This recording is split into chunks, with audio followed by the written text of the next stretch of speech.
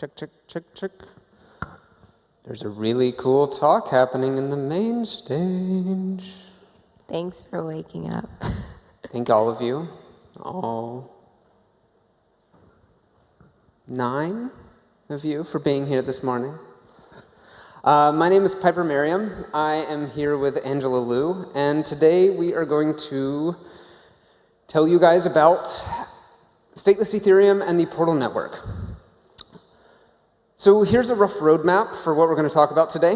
We're going to talk about the status quo of Ethereum clients, what they look like, why they look like that.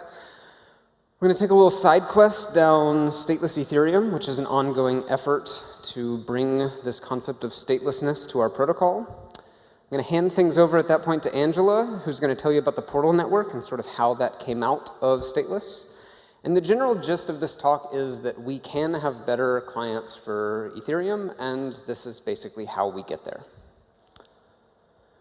So when I say better Ethereum clients, this is what I'm talking about. I'm talking about clients that work straight out of the box, that you don't have to wait hours or even minutes for them to sync. Clients that can run on low-resource devices, your phone, or Raspberry Pi, your laptop, things like that. And we're talking about clients that still expose the same external-facing APIs that everybody depends on and is used to, the JSON RPC API, and essentially clients that operate in this model in a scalable way, which is not what we have today for lightweight protocol access. Here is the status quo for Ethereum clients today. They are heavy, heavy pieces of software. You're looking at hundreds of gigs of disk space, your fans running at high speeds because of your CPU running, and hours of time syncing. And this is not a shortfall of the actual client teams or anything like that. This is not a negative mark on their engineering ability. This is something that is dictated by our networking protocol. The client teams don't have a choice. Clients have to be heavy because that is how our networking protocol was designed. It's how it exists. That's what we have today. Our networking protocol is called DevP2P. This is a peer-to-peer network, and within it there are different protocols. One of them is called ETH. That is what all Ethereum clients exist on. Within that protocol, there's a bunch of messages that get passed around between the clients that are part of the network, things for gossiping new blocks or transactions that haven't been included yet, messages for retrieving history, old blocks, old receipts, stuff like that. And some things for syncing the state, although that is actually being replaced by the Snap protocol. Nonetheless, all of these things dictate functionality that has to exist inside of an Ethereum client that is part of the DevP2P ETH network. And the result is that you get this sort of you must be this tall to ride situation. If you want to be part of this network, if you want to be a client on this network, you have to do these things. You have to have a full copy of the state. You need to be able to process the entire transaction pool. You need to have all of the chain history stored. And these are what make Ethereum clients so heavy today. And this is something that we want to change. And it's unfortunate because your options for interacting with the Ethereum network fall on 2 very far ends of a spectrum. Running your own client, which is very heavy, or using something centralized like Infura, Alchemy, pick your poison. But they both exist on opposite corners of this graph, between centralized and decentralized, heavy and lightweight, and the only choices you have essentially are on very opposite ends of the spectrum. And when I say better Ethereum clients, what I'm talking about is this adorable pink smart car in the upper left-hand corner that you cannot have today, because you can't build it, and this is the limitation we are working on lifting.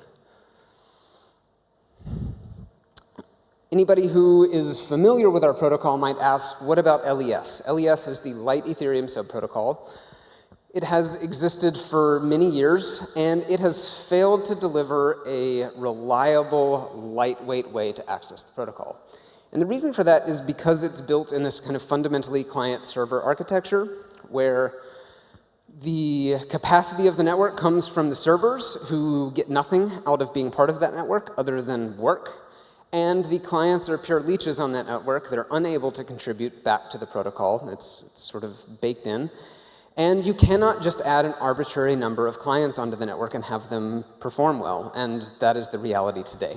So LES has failed to give us this. And there's good reasons why. All right, we're going to take a little side quest now, because stateless Ethereum is related to this, but it's more of a catalyst than something that's actually a core part of this.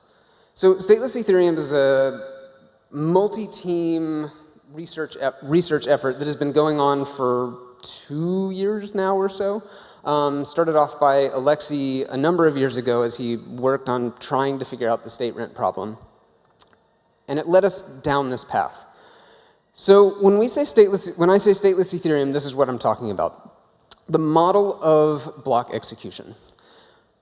At a high level, this is how the blockchain works. You've got this previous state root, which represents the state of the world before the block. Has all of your account balances, contract storage, token balances, things like that. You have a block made up of transactions that do things like moving tokens around and changing state. When you execute the block, those things happen, and you end up with the post-state root. And when we talk about stateless Ethereum, this is what we're talking about, this dichotomy. So all clients today exist on the left-hand side of this slide. All clients today are stateful. They maintain a large database of the state. And that is what they use for block execution. As transactions are processed and accounts and things are looked up, they look it up from this large state database, which is a heavy thing to manage. And you have to keep it up to date, and you have to stay online, and you have to execute every block to keep it all the way up to date so that you can keep going. When I talk about stateless Ethereum, what I'm talking about is modifications to the consensus protocol that allow a different model of block execution.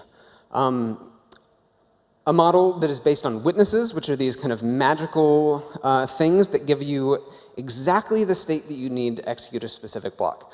So in the stateless model, instead of managing a database of state, a client would actually have none of the state. It might have no information about the state other than knowing what the header chain looks like. It pulls this witness thing down from the network and uses it instead of a state database to execute blocks. This is what we mean when we say stateless Ethereum. Modifications to the consensus protocol and the networking protocol to allow this different model of block processing. And we need stateless Ethereum. This is a thing that is coming down the pipe, and it is actually like something that we fundamentally need for our consensus infrastructure. And it has to do with validator infrastructure. So take this with a grain of salt. The specification for how sharding will work is not set in stone by any means, and so this is an approximation. But the general gist is this. As blocks progress, and we move from block to block to block, validators get shuffled around between different blocks, and they have to perform certain duties on the blocks that they are assigned. The shards that they are assigned. So they get shuffled around from shard to shard to shard, and on each shard that they get shuffled to, they have to do some things, and one of those things is verifying the recent state transitions, verifying the recent execution of blocks that move it from one state root to the next. So the reason that we need stateless is that in the stateful model, in order for a validator to do their job, they would have to actually track the state for every single shard to be able to do their job. And that's too much work. We can't make them do that. It's actually potentially impossible for them to do that. And so we have to move ourselves over onto this stateless model so that validators can have a zero overhead way of dropping into any shard that they need to, and very quickly pulling down witnesses and verifying block execution. This is why we need stateless. And now we get back towards this whole clients thing, because stateless clients are cool in this model that they don't need a state database, but it turns out this doesn't actually get us to the world of our cute pink smart car, lightweight clients that really work. And the reason is subtle. Angela's going to go over that here in just a minute. But the general gist is that stateless and this model of statelessness achieves these things: the ability for low-resource devices to verify block execution, the ability for clients to drop straight into the network right at the front of the chain and start executing blocks. But it turns out that we lose some things in the process of lightening the client, and Angela's going to tell you a bit more about that.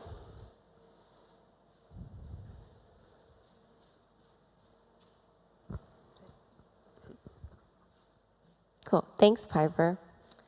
So, okay, I want everybody to imagine a full Ethereum client as your favorite piece of pizza. You have the crust, and this represents the consensus infrastructure, the foundation. And then you have your cheese, your sauce, and your favorite toppings. And these represent the user-facing functionality. And when I say user-facing functionality, I mean things such as submitting transactions, constructing transactions, the JSON RPC API. And the problem is this piece of pizza, it's too heavy. So what we're going to do is we're just going to remove the sauce and the cheese and your favorite toppings. And we're just going to give you the consensus, just the crust. And this is what stateless clients are. And you might be expecting, when I say, please run a stateless client, you might be expecting a pizza, but we're actually just giving you the crust. And we don't want that, so that's our problem. So what we removed is actually the fact that stateless clients don't store state or chain history, and these two things, along with some others, cause the high bandwidth requirements, high CPU requirements, high storage requirements. And when we don't store these things, we lose the user-facing functionality. The first thing being we are unable to be a part of the dev P2P network, which means that we can no longer send transactions in the way that normal Ethereum clients would. And the thing is, we actually can't even construct transactions anymore. We can't read contract data. We can't get the account balance, get the nonce. And this is just a little part of the bigger umbrella that we call the JSON RPC API. But we really want the user-facing functionality. And Piper and his team have been trying for 3 years to fit lightweight nodes into the current Ethereum network. But the thing is, they're just completely different fundamentally, and it just doesn't work when you try to do it. But don't worry, we came up with the Portal network. So we decided to go to design an entirely new peer-to-peer network from the ground up, specifically for lightweight clients. And this is how we're going to do it. So the first thing that we're going to do is we're going to move all those heavy operations from the client level down to the networking level. So the Portal network is going to take care of that. And the second thing we had to do was break away from the current client-server architecture that LES has, because we want, as more clients to join, we want the network to become stronger. We want the capacity to grow. So we took inspiration from BitTorrent, where many small clients, the net sum of their capacity can achieve the same functionality and capacity as several big clients. So now that we have the Portal network, we have the foundation that we need to finally build fully functional lightweight clients. These are low-resource devices that require no syncing, that can finally have the scalable infrastructure to deliver the JSON RPC API. So there's a lot of devices that were previously unable to be a part of the Ethereum network. Your laptop, which you sometimes close, it can't be online 24/7. And when it's offline, it goes back online, it takes a long time to sync. You have your phones, which have low storage requirements, and you have the Raspberry Pi, which really doesn't have much of anything. But the Portal network allows these clients to be part of Ethereum now. And it was designed specifically for resource-constrained devices such as these. So there's actually something really elegant about the Portal network, and that's the fact that currently many Ethereum projects have this point of centralization. It's kind of hidden, and basically these projects are forced to run their own centralized infrastructure in the back to talk to the Ethereum network. They can do it themselves, or they can trust a centralized provider such as Infura or Alchemy. But the Portal network is actually giving them a choice to remove this point of centralization, because now they can actually natively embed Portal clients, and they can talk to the Ethereum network. So apps benefit by removing the point of centralization. The users benefit because you can now effortlessly help contribute to the Ethereum network. And the network benefits because as more apps, mobile or desktop, embed Portal clients, as we said, we designed it so that as more clients join, the network has more capacity, it's stronger, it's more decentralized, and it's more secure. kicking it off back to Piper. So this is an ongoing effort. The Portal Network only exists in a fledgling state right now. It is actively being developed. We have 3 independent client implementations underway. One by my team, one by Status, who's building Fluffy, and their intention is to embed that into the Status wallet. And the Ethereum.js team has a fledgling start for their own Portal client. Something that might end up being suitable for embedding in things like Electron applications, things like that. We're at the beginning of this process, but we have spent a long time figuring out where we're going, how we're getting there, knowing which problems we need to solve. We have a very thorough roadmap. This is something where we know where we're going. We just have to actually do it now. And we spent years figuring out what are all the problems and knowing that, at least at a high level, that we have our head wrapped around them. So, and it's a big effort. This is a multi-team thing. And what we are building here is larger in scope than the existing Ethereum network. It takes more to be able to actually do this stuff at the networking level as opposed to at the client level. So expect to see results sometime in the, 6, 9, 12-month timeline, depending on how much you believe in software estimations. Yeah. Thank y'all for being here today. Happy to answer questions. I think we have about 4 minutes here. If anybody has a question now, otherwise you can meet me afterwards and we can answer anything you've got.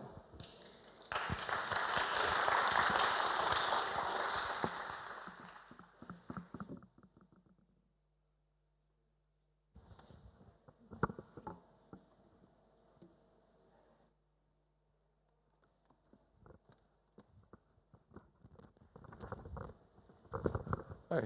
Yeah, so is the general idea of the stateless client that you pass the executor, in this case like a light client, a witness of the current tip of the chain and also the incoming transactions?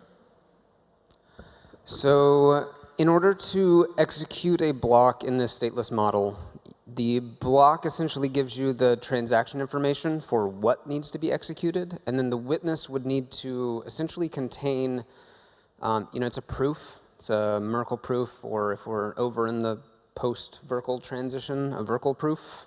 And it contains every account balance that was touched, every storage slot that was touched, along with any other sort of like extra metadata that may be necessary there. But all in some sort of, provable proof-style format. Okay, yeah, thanks.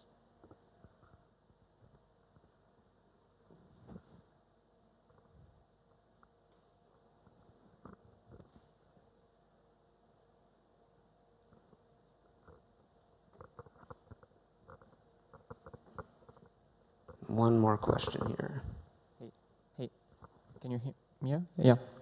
So you basically explain, like you say that you solve the problem of like state access, but you didn't explain how.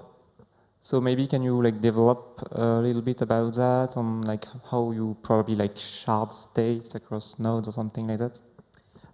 Yeah, that was actually one of the hardest problems that we had to solve. The existing state layout makes distributing the state very difficult because the tree is actually unbalanced because of how contract storage works. And ultimately, we ended up going all the way back to a very simple, dumb solution, which is storing the data in the network addressed by tree node. So there's nothing fancy going on. This is very much how most original Ethereum clients encoded their tree data in their database. Most of them have since moved on to a slightly more advanced format, but for our needs, it was very difficult to the point where we couldn't find an alternate solution. And eventually went back to this very simple solution, did a bunch of profiling and estimations to figure out whether or not it was going to be fast enough, and the answer was probably yes for most things.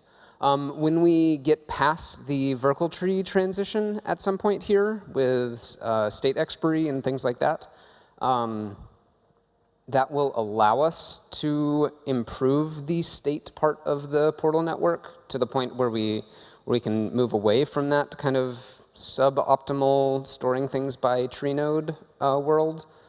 I didn't go into details on how we solved these problems because this is a 20-minute talk, and I just didn't have time to actually get into those details, but I'm more than happy to talk more about that with anybody who's really interested in the nuance.